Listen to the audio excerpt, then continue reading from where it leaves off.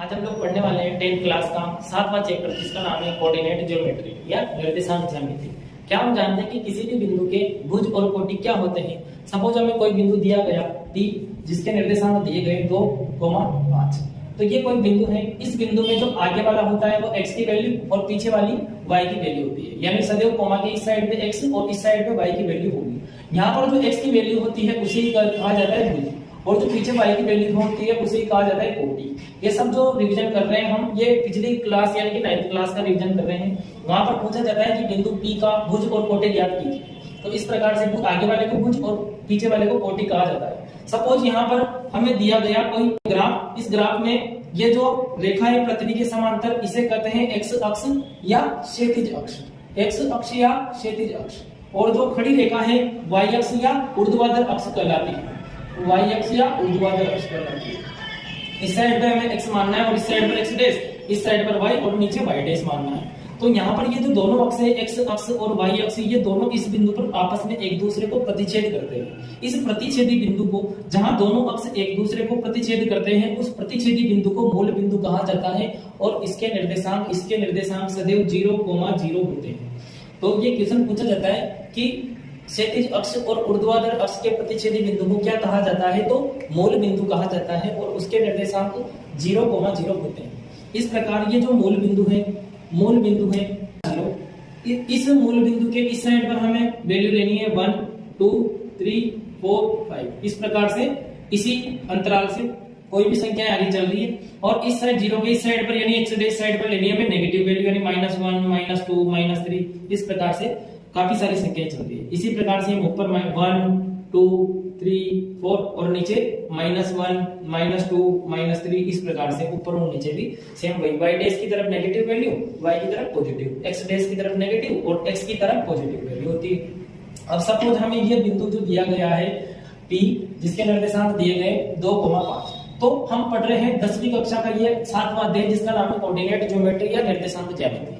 ये कोई भी बिंदु के निर्देशांक जो होते हैं, ये निर्देशांक हमें उस बिंदु की किसी भी समतल में स्थिति को निर्धारण करने में सहायता करते हैं। जैसे सपोज हमारे पास ये बिंदु है P, इस बिंदु को इस समतल में, इस ग्राफ पेपर में अंकित करना हो तो ये बिंदु इस समतल में किस जगह पर स्थित होगा, इसका निर्धारण करने के लिए हमें इनकी सहायता लेनी पड़ेगी। तो ये जो वैल्यू है आगे की x की वैल्यू होती है और पीछे वाली y की। तो x अक्ष पे चलना है हमें 2 कदम, ये जो दिया गया है x अक्ष से और खड़ी रेखा y अक्ष से। x अक्ष पे चलना है हमें 2 कदम यानी 0 के इस साइड पे चले x अक्ष पे तो 1 और 2 यानी बिंदु है यहाँ। इसी प्रकार y अक्ष पे चलना है हमें 5 कदम, सपोज यहाँ पर 5, तो यहाँ पर चलना है 1, 2, 3, 4, 5। तो y अक्ष पर 5 कहाँ पर है, इस जगह पर। तो ये जो बिंदु है P, ये कहाँ होगी, इसकी स्थिति इस जगह पर होगी P जिसके निर्देशांक 2, 5 दिए गए थे। इसी प्रकार कोई भी बिंदु है, जैसे सपोज हमारे पास बिंदु है A, इसके या Q मान ले, इस Q बिंदु के जो कोऑर्डिनेट दिए गए हैं वो दिए गए -3,0। तो ये जो बिंदु है इस समतल में, इस ग्राफ पेपर पर कहाँ होगा, तो उसी देखने के लिए इसके निर्देशांक देखने पड़ेंगे जो कि दिए गए हमें -3 जो x की वैल्यू होती है और पीछे y की वैल्यू जो कि 0 है। तो x अक्ष पे चलना है हमें -3 कदम, तो x अक्ष पे चलना है हमें -3 कदम, माइनस वाली इस साइड पर है वैल्यू सारी, तो यहाँ चलेंगे -1, -2, -3 इस जगह पर आया। तो -3 x अक्ष पर आ गया जबकि y अक्ष पर 0, तो 0 कहाँ होगा, 0 इसी जगह पर होगा, यहाँ पर 0, यानी कि यहाँ पर कुछ चलना ही नहीं है y अक्ष पर। तो बिंदु कहाँ होगा, वो Q इस जगह पर होगा Q। तो P बिंदु ये रहा और Q बिंदु ये रहा। इसके निर्देशांक कितने दिए, -3,0। तो किन्हीं भी बिंदुओं को किसी समतल में स्थिति अंकित करने के लिए उसके निर्देशांक दिए जाते हैं जो हमें उस बिंदु को किसी समतल में स्थिति का निर्धारण करने में सहायता प्रदान करते हैं। इस प्रकार ये जो दोनों बिंदु है, इन दोनों बिंदु की मध्य की दूरी पूछी जाएगी, वो हम पढ़ेंगे 10th क्लास में। जबकि पिछली कक्षा 9th में हमने देखा था कि कोई भी बिंदु है तो पूछा जाता है कि इसका भुज बताइए, तो उसका भुज होता है आगे वाला 2 और कोटि बताइए तो कोटि होती है पीछे वाली। अब इस क्वेश्चन इस प्रकार से भी बन सकते हैं 9th में कि इस बिंदु P की x अक्ष से दूरी ज्ञात करो, इस बिंदु P की x अक्ष से दूरी ज्ञात करो। तो x अक्ष से दूरी कितनी होगी, 1, 2, 3, 4 और 5 कदम, 5 कदम यहाँ पर इस बिंदु की x अक्ष से दूरी होगी, 1, 2, 3, 4, 5 कदम। यानी इस बिंदु P की x अक्ष से दूरी कितनी होगी, 5 कदम, जो कि यहाँ है। यानी जब x अक्ष से डिस्टेंस पूछे, किसी भी बिंदु की जब x अक्ष से दूरी पूछे तो हमें y की वैल्यू बतानी है 5 इकाई, और जब किसी भी बिंदु की एक y अक्ष से दूरी पूछे तो हमें x की वैल्यू बताना है 2 इकाई। और y अक्ष से दूरी यानी ये y अक्ष इस बिंदु से कितने दूर स्थित होगा, एक कदम, ये ना, एक कदम और दो कदम, एक कदम और यहां से यहां पर चलेंगे तो एक कदम पहला और यहां से यहां चलेंगे दूसरा कदम यानी कि दो, तो y अक्ष से यह बिंदु कितने दूर स्थित होगा, दो कदम यानी 2 इकाई। इसी प्रकार ये पूछा जाए कि ये बिंदु y अक्ष से कितने दूर होगा, जब y की वैल्यू पूछे तो बताना है x का मान यानी कि -3, और यही बिंदु q बिंदु जो था वो q बिंदु x अक्ष से कितने दूर होगा, तो वो होगा 0 कदम यानी कि 0 इकाई। तो इस प्रकार किसी भी बिंदु की x अक्ष से और y अक्ष से दूरी ज्ञात करने के लिए हमें उसके निर्देशांक द्वारा आसानी से पता चल जाता है। अब यहाँ पर ये जो दोनों बिंदु हैं, इन दोनों बिंदुओं के मध्य की दूरी ज्ञात करने के लिए हमें एक फॉर्मूला होता है दूरी सूत्र, वो डिस्टेंस फॉर्मूला, उसका प्रयोग करेंगे। क्वेश्चन दिया गया है हमें कि बिंदु 2,5 और 1,7 के मध्य की दूरी ज्ञात करो। तो यहाँ पर इन दोनों मध्य की दूरी ज्ञात करने के लिए हमें एक बिंदु यहाँ पर मान ले, सपोज माना कि ये ए बिंदु के निर्देशांक है 2,5। इसी प्रकार ये जो दूसरा बिंदु है बी, ये निर्देशांक है बी के 1,7। अब इन दोनों बिंदुओं के मध्य दूरी ये जो होगी, ये दूरी कितनी होगी, यहाँ से यहाँ तक की डिस्टेंस निकालने के लिए एक फॉर्मूला होता है दूरी सूत्र, या फिर एक शॉर्ट ट्रिक भी होती है। क्या होती है कि आगे वाला हम जानते हैं कि आगे वाला x का मान होता है और पीछे वाला y का।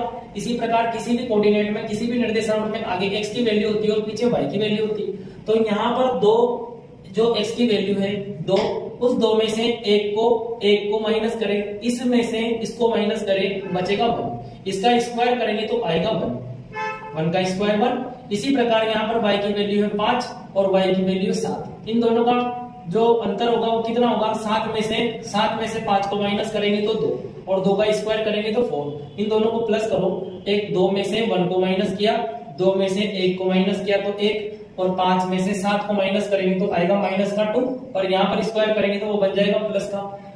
तो इन दोनों को जब प्लस करेंगे तो 5 और इसके अंडर रूट लगा लो, यानी दोनों बिंदुओं के मध्य की दूरी कितनी होगी, √5। ये शॉर्ट ट्रिक है। जब इसे करेंगे हम तो ये जो शॉर्ट ट्रिक है वो लगाते हैं किसी कॉम्पिटिटिव एग्जाम में। यहाँ पर हम 10वीं कक्षा का 7वां अध्याय पढ़ रहे हैं, तो हमें यहाँ पर पूरा क्वेश्चन सोल्व करना पड़ेगा। इस पूरे क्वेश्चन को सोल्व करने के लिए हम यहाँ पर दूरी सूत्र का प्रयोग करेंगे। तो लिखेंगे दूरी सूत्र से अब किस के बीच की दूरी निकाल रहे हैं हम, इन दोनों बिंदुओं के मध्य की दूरी निकाल रहे हैं ए और बी के।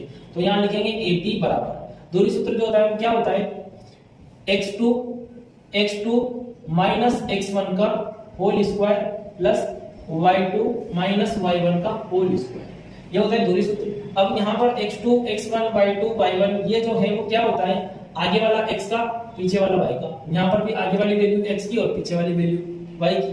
फर्स्ट बिंदु है, पहला बिंदु है, तो यहाँ पर पैरों में 1 1 लगा देंगे, जबकि सेकंड वाला बिंदु है तो पैरों में 2 2 लगा देंगे। तो x2 की वैल्यू होगी यहाँ पर 1 और x1 की वैल्यू होगी 2, x1 की 2, y1 की 5, x2 की 1, y2 की 7। तो इन सभी वैल्यू को इस फॉर्मूले में पुट करेंगे तो क्या होगा, रूट की जगह पर रूट आ जाएगा, ब्रैकेट की जगह ब्रैकेट, x2 की जगह x2 का मान कितना होगा 1 माइनस x1 की जगह x1 का मान 2 bracket power 2 plus bracket y2 की जगह वैल्यू रखी 7 माइनस y1 की जगह 5। तो यहाँ पर जब इसको खोलेंगे तो क्या होगा, रूट 1 में से 2 को माइनस करेंगे तो यहाँ पर माइनस का 1 इसके पावर 2 प्लस 7 में से 5 को माइनस करेंगे तो 2 इसके भी पावर 2 लगी हुई है तो पावर 2। रूट 1 का स्क्वायर करेंगे माइनस 1 का स्क्वायर तो -1 इंटू -1 1 1 जा 1 और माइनस माइनस प्लस, यानी कि बन गए हमारे पास। इसका स्क्वायर खोलेंगे तो 1 प्लस इसका स्क्वायर खोलेंगे तो 4, दोनों को प्लस किया तो √5। किसी भी बिंदुओं के मध्य की दूरी जब निकालनी होती है तो इस सूत्र का प्रयोग करते हैं, x2 माइनस x1 का whole square plus y2 minus y1 का होल स्क्वायर। अब प्रश्न ये बनता है कि ये जो दूरी सूत्र है इसका निर्माण किस प्रकार से हुआ। तो इसका निर्माण किस प्रकार से हुआ याद करना है, और यदि याद ना कर सको तो उसके लिए इसका देखें कि निर्माण किस प्रकार होता है। इस दूरी सूत्र का जो निर्माण है वो किस प्रकार से होता है कि किसी समतल में, सपोज यहाँ पर ये कोई समतल है, इस समतल में x और y अक्ष दो अक्ष हैं। इन दोनों अक्षों के पर सपोज कोई दो बिंदु है, एक यहाँ पर और एक यहाँ पर। ये बिंदु माना A है और ये बिंदु माना B है। इन दोनों बिंदुओं के मध्य जब हमें दूरी निकालनी होती है तो किस प्रकार से निकालेंगे, मतलब ये जो दूरी है वो हमें ज्ञात करनी है। तो ये जो दूरी ज्ञात करनी है इसके लिए क्या करेंगे, दूरी सूत्र लगाएंगे। लेकिन दूरी सूत्र का ही निर्माण हम करना चाहते हैं तो इसके लिए क्या करना पड़ेगा, इस बिंदु के निर्देशांक मानने पड़ेंगे, क्योंकि क्या होते हैं x, y। इसी प्रकार इस बिंदु के निर्देशांक भी क्या होते हैं x, y। नीचे मानते हैं x, y। अब ये जो पहला बिंदु है इसके निर्देशांक माने मैंने 1 1 और ये जो दूसरा बिंदु है इसके निर्देशांक माने 2 2, x2 y2, x1 y1। Suppose मैं यहां से एक लाइन ड्रॉ करूं सीधी, तो क्या होगी वो x2 पर जाके मिलेगी, यानी कि यहां पर होगा x2।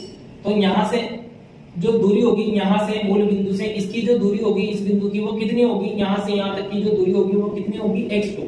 या मैं इसे यूं लिख सकता हूं कि यहां से यहां तक की जो दूरी है वो है x2।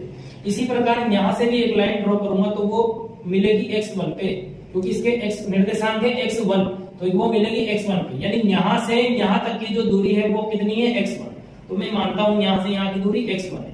जब यहां से यहां की दूरी x1 है और यहां से इस जगह की दूरी x2 है, तो x2 में से यदि मैं x1 को माइनस कर लूं, x2 में से यदि मैं x1 को माइनस कर लूं, तो ये दूरी जो बचेगी वो कितनी होगी, वो होगी x2 में से माइनस कर लो इसको। सपोज यहां पर मेरे पास 5 होता और यहां पर 2 होता, ये वाला जो स्थान है वो यहां से 5 किलोमीटर और इस जगह से ये स्थान 2 किलोमीटर है। तो इसके और इसके मध्य की दूरी ज्ञात करनी होगी, तो क्या करेंगे, 5 में से 2 को माइनस करें। इसी प्रकार यहाँ पर x2 था और यहाँ पर x1 था, तो ये जो दूरी आएगी वो कितनी आएगी, x2 माइनस x1। इसी प्रकार से हम यहां से इस जगह से यहां से एक सीधी रेखा खींचता हूं यहां इस प्रकार से, तो ये जो दूरी होगी ना वो भी इसी प्रकार कितनी होगी, y2 माइनस y1। क्योंकि यहां से जब लाइन ड्रॉ करेंगे तो वो मिलेगी x2 पे, सॉरी y2 पे। तो यहां से यहां की दूरी y2 और यहां से यहां की दूरी कितनी, y1। तो y2 में से y1 को माइनस करेंगे तो ये दूरी आ जाएगी हमारे पास y2 माइनस y1, जो कि मैंने यहां पर लिख दिया। अब यहां पर बन रहा है समकोण त्रिभुज। इस समकोण त्रिभुज में ये ध्यान रखना है, जब कभी भी किसी समकोण त्रिभुज की बात होती है तो हमारे दिमाग में फर्स्ट थीम ये बननी चाहिए कि पाइथागोरस थ्योरम लगानी है। और पाइथागोरस जो थ्योरम होती है, पाइथागोरस फॉर्मूला होता है कर्ण स्क्वायर बराबर आधार स्क्वायर प्लस लंब स्क्वायर। तो यहाँ पर ये जो भुजा है वो है कर्ण और ये जो भुजा है वो है आधार और ये जो भुजा है वो है लंब। यानी मैं पाइथागोरस थ्योरम जब यहाँ पर लगाऊंगा तो वो होगी मेरे पास कर्ण स्क्वायर, यानी ए बी का स्क्वायर, ए और बी ये कर्ण ही तो है, तो यहाँ पर ए बी का स्क्वायर बराबर आधार, यानी कि ये दूरी कितनी है ये x2 माइनस x1। तो आधार कितना है हमारे पास, x2 माइनस x1, आधार का स्क्वायर कर्ण स्क्वायर बराबर आधार का स्क्वायर प्लस लंब का स्क्वायर। लंब स्क्वायर कितना है, ये लंब कितना है, यहाँ पर यहाँ से यहाँ की दूरी कितनी है, y2 माइनस y1, जो कि हमने पहले निकाल ली थी y2 माइनस y1। इसके भी पावर 2 लगा दो, ये कर्ण स्क्वायर का मान आया, ab स्क्वायर का मान आया। यदि इस पावर 2 को जब बराबर के उस साइड पर लेके जाएंगे तो ab की वैल्यू निकलेगी कितनी, x2 माइनस x1 की घात 2 प्लस y2 माइनस y1 की घात 2, y2 माइनस y1 की घात 2। और जब यहाँ से पावर हटती है, घात हटती है 2, तो यहाँ पर लगता है रूट, तो क्या होगी ab का मान, यानी कि ab का मान। इन दोनों बिंदुओं के मध्य दूरी क्या आई, ये आई। तो इसी फॉर्मूले से हम कभी भी कोई भी दो बिंदुओं के निर्देशांक ज्ञात करते हैं। तो इस प्रकार ये जो दूरी सूत्र है इसका निर्माण कैसे हुआ, किसी समतल में हमने दो बिंदु माने a और b, उन दोनों के बिंदु x1 y1 x2 y2 माने और यहाँ पर एक समकोण त्रिभुज बनाया। उस समकोण त्रिभुज में पाइथागोरस थ्योरम लगाई तो हमने यहाँ पर ये दूरी सूत्र प्राप्त हुआ। इस दूरी सूत्र के द्वारा दुनिया के किसी भी बिंदुओं के मध्य की दूरी हम निकाल सकते हैं। हमारा जो चैप्टर है 7.1 7.1 प्रश्नावली, उस प्रश्नावली के जितने भी सवाल है वो इसी सूत्र पर आधारित है, यानी यहाँ पर केवल दूरी सूत्र हमें ध्यान रखना है। इसके बाद आती है प्रश्नावली 7.2, वहां पर जो प्रश्न बनेंगे वो कैसे बनेंगे देखें। जैसे क्वेश्चन दिया गया है हमें, बिंदु 1,4 और 3,2 को मिलाने वाली कोई रेखा है, उस रेखा को 3:2 इस अनुपात में विभाजित करने वाले बिंदु के निर्देशांक ज्ञात करने हैं। ये तो क्वेश्चन है। इस प्रकार के जो प्रश्न बनेंगे वो बनेंगे प्रश्नावली 7.2 में, यानी कि 7.1 के जितने भी प्रश्न है वहां पर दूरी सूत्र का प्रयोग करना है, जबकि 7.2 के जितने भी प्रश्न है वहां पर हमें विभाजन सूत्र का प्रयोग करना है। विभाजन सूत्र क्या होता है वो देखेंगे हम आगे। यहाँ पर ये जो प्रश्न है इसको सॉल्व करेंगे। दो बिंदु दिए गए हैं, एक बिंदु यहाँ पर है a जिसके निर्देशांक है 1,4, जबकि जो दूसरा बिंदु है वो है b, इसके निर्देशांक दिए गए हमें 3,2। इन दोनों बिंदुओं को मिलाने वाली रेखा, यानी कि ये कोई रेखा है AB जो इन दोनों बिंदुओं को मिलाती है। इस रेखा को विभाजित करने वाले, विभाजित का मतलब होता है काटने वाले, यानी इस रेखा को काटनी है कोई रेखा, कोई बिंदु इन दोनों बिंदुओं को मिलाने वाली रेखा को काटता है, सपोज इस जगह से काटता है। तो यहाँ पर जो बिंदु है P, इस बिंदु के निर्देशांक हमें ज्ञात करने हैं जो कि हमने माने x, y। अब ये बिंदु इस पूरी रेखा AB रेखा को किस अनुपात में काटता है, वो इसने दिया है 3:2। तो इस साइड पर लेना है 3, इस बिंदु के जो कि विभाजित कर रहा है इस पूरी रेखा को, इसकी इधर की साइड पर लेना है हमें 3 और इस साइड पर लेना है 2। तो ये जो अनुपात है वो होती है M1 की वैल्यू, किसकी, M1 की, और इधर वाला जो अनुपात है वो होती है M2 की वैल्यू। तो ये ध्यान रखना है हमें कि ये M1 का मान है और ये वाला M2 का मान है जो कि हमें दिया गया है। अब हम यहाँ पर प्रयोग करेंगे विभाजन सूत्र का। तो जो विभाजन सूत्र होता है वो क्या होता है, विभाजन सूत्र होता है, क्या होता है कि विभाजित करने वाले बिंदु के निर्देशांक। अब विभाजित कौन सा बिंदु कर रहा है, T, इसके निर्देशांक हमने माने x, y। तो यहाँ पर लिखेंगे हम सबसे पहले माना कि विभाजित करने वाले बिंदु के निर्देशांक x, y है। तो यहाँ पर विभाजित करने वाले बिंदु के निर्देशांक x, y बराबर क्या होगा, फॉर्मूला होता है mx प्लस mx अपॉन में m प्लस m। इसी प्रकार कोमा के इस साइड पर जैसे x की वैल्यू y, उसी प्रकार उधर आएगी my प्लस my अपॉन में m plus m, bracket close कर दो। तो ये जो फर्स्ट वाला m है वहां पर लिखना है हमें m और सेकंड वाले m के नीचे 2। इसी प्रकार नीचे 1 और यहाँ पर 2, फर्स्ट वाले m के नीचे 1, यहाँ पर 2। इसी प्रकार नीचे फर्स्ट वाले m के नीचे 1 और इसके नीचे 2। यहाँ पर भी सेम वैसे ही 1 2 1 2। जहां पर 1 लिख रहा हो उसके साथ में जो x आ रहा है वहां पर लिखना है हमें 2। इसी प्रकार जहां 2 लिख रहा है उसके साथ वाले x के नीचे लिखना है 1। तो यहाँ पर हो गया m1 x2 plus m2 x1 बटा m1 plus m2 coma m1 1 आ गया तो यहाँ पर लिखेंगे 2 और यहाँ 2 आ गया तो यहाँ लिखेंगे 1। तो यहाँ हो गया m1 y2 plus m2 y1 बटा m1 प्लस m2। इस प्रकार ये जो फॉर्मूला बना वो बना विभाजन सूत्र। तो विभाजन सूत्र क्या होता है, विभाजित करने वाले बिंदु के निर्देशांक, विभाजित करने वाले बिंदु के निर्देशांक। यहाँ पर विभाजित कर रहा है P बिंदु जिसके निर्देशांक माने हमने x, y। तो विभाजित करने वाले बिंदु के निर्देशांक बराबर m1 x2 plus m2 x1 बटा m1 plus m2 coma m1 y2 plus m2 y1 बटा m1 plus m2, bracket close कर देंगे। अब यहाँ पर जो m1 की वैल्यू है वो है 3। ये जो अनुपात है आगे वाला वो होती है m1 की वैल्यू 3 इनटू इन दोनों के बीच में इनटू x2 का मान कौन सा होगा, यहाँ पर कभी भी कोई निर्देशांक होते हैं तो उस निर्देशांक में जो आगे वाली वैल्यू होती है वो होती है x की और पीछे वाली y की। यहाँ पर भी आगे वाली वैल्यू x की और पीछे वाली y की वैल्यू, यहाँ पर भी आगे वाली वैल्यू x की और पीछे वाली y की। अब यहाँ पर जो बिंदु है उस बिंदु में x की वैल्यू हमें 1 दे दी, y की 4, x की वैल्यू 3, y की 2, बाकी यहाँ पर हमें वैल्यू नहीं दी गई जो हमें ज्ञात करनी है। तो ये जो पहला बिंदु है वहां नीचे लगा देंगे 1 1 और जो दूसरा बिंदु है वहां पर नीचे लगाएंगे 2 2। तो x1 का मान 1, y1 का 4, x2 का 3 और y2 का मान 2 होगा। इन सभी मानों को, इन सभी की वैल्यू को यहाँ पर x1 y1 x2 y2 इन सभी की वैल्यू को इस फॉर्मूले में, इस सूत्र में पुट करेंगे तो क्या होगा, m1 का मान मिला हमें 3 जो कि उसने दिया था क्वेश्चन में। m1 का मान 3 इनटू x2 का मान कितना होगा, ये भी 3 प्लस m2 का मान जो कि यहाँ दिया गया है m2 का मान 2 प्लस इन दोनों के बीच में n2 जो कि फॉर्मूले में आ रहा है x1 का मान होगा 1 1 अपॉन में m1 प्लस m2 यानी कि 3 प्लस 2 कोमा यहाँ पर भी सेम वही m1 का मान होगा 3 इनटू y2 का मान होगा 2 प्लस m2 का मान होगा 2 इनटू y1 का मान होगा 4। तो यहाँ पर लिखेंगे 4 बटा m1 प्लस m2 यानी कि 3 प्लस 2। तो यहाँ पर होगा 3 प्लस 2 लिख देंगे, ब्रैकेट क्लोज। क्या होगा, इनको सोल्व करना है बस। 3 3 जा 9, 3 3 9 प्लस 2 एकम 2 अपॉन में 3 और 2 कितने हो गए 5 कोमा यहाँ पर 3 2 के 6 प्लस 2 चौके 8 बटा 3 और 2 5। ये जो आ रहा है वो हमारे पास विभाजित करने वाले बिंदु P के निर्देशांक की प्राप्त होंगे, यानी कि हम आंसर की ओर बढ़ रहे हैं। तो यहाँ पर क्या होगा 9 और 2 11 बटे 5 कोमा 6 और 8 14 बटे 5। ये जो होगा 11 बटे 5 और 14 बटे 5 x और y की वैल्यू यानी इस बिंदु के निर्देशांक में प्राप्त होगी। किन्हीं भी दो बिंदुओं को मिलाने वाली रेखा के को विभाजित करने वाले बिंदु के निर्देशांक ज्ञात करने हो तो इस फॉर्मूले के द्वारा यानी विभाजन सूत्र के द्वारा ज्ञात करेंगे। इसका उल्टा यदि हमें दे दिया जाए कि किन्हीं भी दो बिंदुओं को मिलाने वाली रेखा को कोई तीसरा बिंदु जिसके निर्देशांक कोई भी हो, जैसे इन दोनों बिंदुओं को मिलाने वाली रेखा ये थी AB, इस रेखा को कोई तीसरा बिंदु P विभाजित कर रहा है जिसके निर्देशांक सपोज वो देता, उसने दे दिए मान लो 11,5। अब विभाजित करने वाले बिंदु के निर्देशांक दे दिए, अब पूछेगा कि बताओ ये बिंदु इस रेखा को किस अनुपात में विभाजित करेगा, तो जो विभाजित करने वाले बिंदु के निर्देशांक है वो आ जाएंगे यहाँ पर, और m1 m2 का मान यहाँ पर सेम रहने देंगे, किसी x अक्ष को बराबर करेंगे। अभी आगे जब हम सवाल करेंगे तो पूरी एक्सरसाइज को कंप्लीट, पूरी प्रश्नावली के सभी प्रश्नों को हम करेंगे। इस प्रकार के जो सवाल है वो प्रश्नावली 7.2 के अंदर है।